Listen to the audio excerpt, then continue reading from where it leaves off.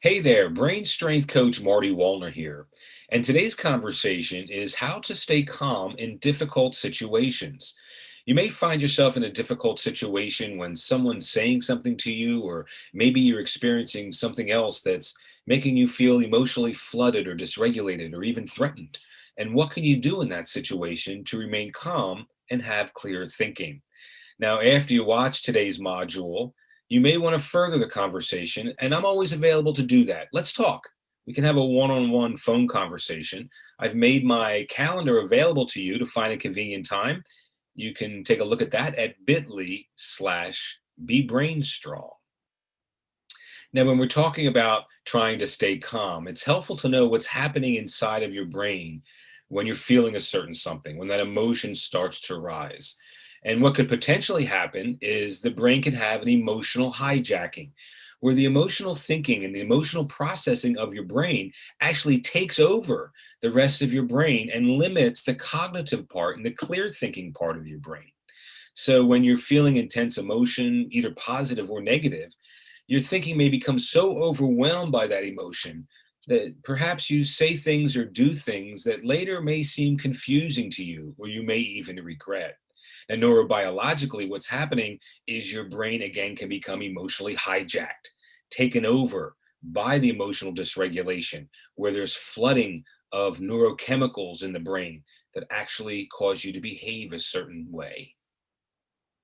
So the part of the brain that's responsible for that is called the amygdala.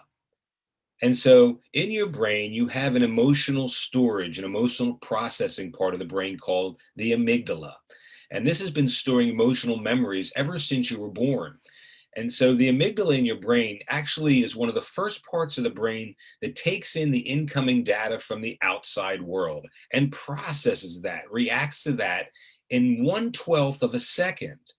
And so, based on your prior experience, your resilience levels, your social support, and all of those emotional memories, including fear that may be stored in your amygdala, you're reacting in a situation in a certain way. The amygdala can actually grow in size, can actually become inflamed, and then cause that emotional hijacking of your brain. If the amygdala does hijack your brain, perhaps you could become hyper aroused, where you feel a lot of energy in your body and you need to do something and move and try to get that energy out. Perhaps you're feeling hyper aggressive when you're interacting and dealing with other people. Maybe you feel hyper vigilant, where you're constantly on guard and you're startled by loud noises or voices or smells. Maybe it causes an inability to concentrate or focus.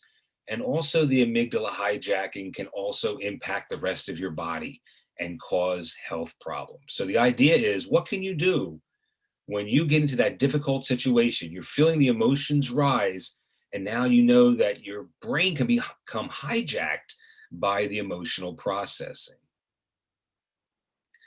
I'm going to share a tool with you that I've shared with professional athletes, professional performers, executives, speakers, teachers, social workers. Hundreds of people are using a tool called BMR when they feel themselves getting emotionally dysregulated and perhaps to try to prevent that emotional hijacking.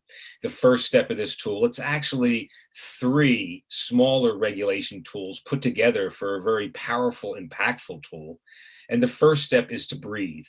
Now, we're not necessarily talking about breathing exercises. It's, again, in the heat of the moment, some really deep, intentional breathing, some breaths all the way down to the diaphragm. Most of the time, when you breathe, you're breathing from the chest, shallow breathing, to be able to regulate and relax your body. It's all about the intentional breathing, the belly breathing all the way down to the diaphragm. And in the heat of the moment, it really only takes one or two intentional breaths to be able to relax your body and calm yourself to be able to get to clear thinking, which moves on then to the second step of the mantra, developing short phrases or mantras that you can recall quickly and recite to yourself mentally that will help counter some of that negative thinking. Again, your amygdala is reacting in 1/12 of a second to what's happening to you. And many times your first emotional reaction may be negative. And so the idea is by developing these mantras, these short phrases, you can try to prevent the magnification of those negative thoughts. You can say things like, I can handle this, this will pass, or I have the power to make a choice here. And these mantras should be very specific to you and the situation that you're in, but we can really redirect our thinking and prevent the negative thoughts from overtaking our brain's processing. And then we move on to refocus. We can mindfully not allow those negative thoughts to ruminate and magnify, but then we need to get some cognitive processing going. And using grounding exercises or labeling exercises, any type of reframing, is actually cognitive processing to counter the emotional flooding or the hijacking that may be happening. And while this emotional hijacking is going on, a lot of negative neurochemicals are being released. So by using BMR, we're able to actually try to counter some of that negative thinking and the release of the negative neurochemicals and get more positive neurochemicals to be released instead. So there are probably other tools that you could use in the heat of the moment to be able to prevent that takeover, that emotional takeover, the emotional hijacking. Now that you're aware of the amygdala and how perhaps your amygdala may react in different situations with different people, you can consider different tools to meet your needs when feeling that emotional flooding.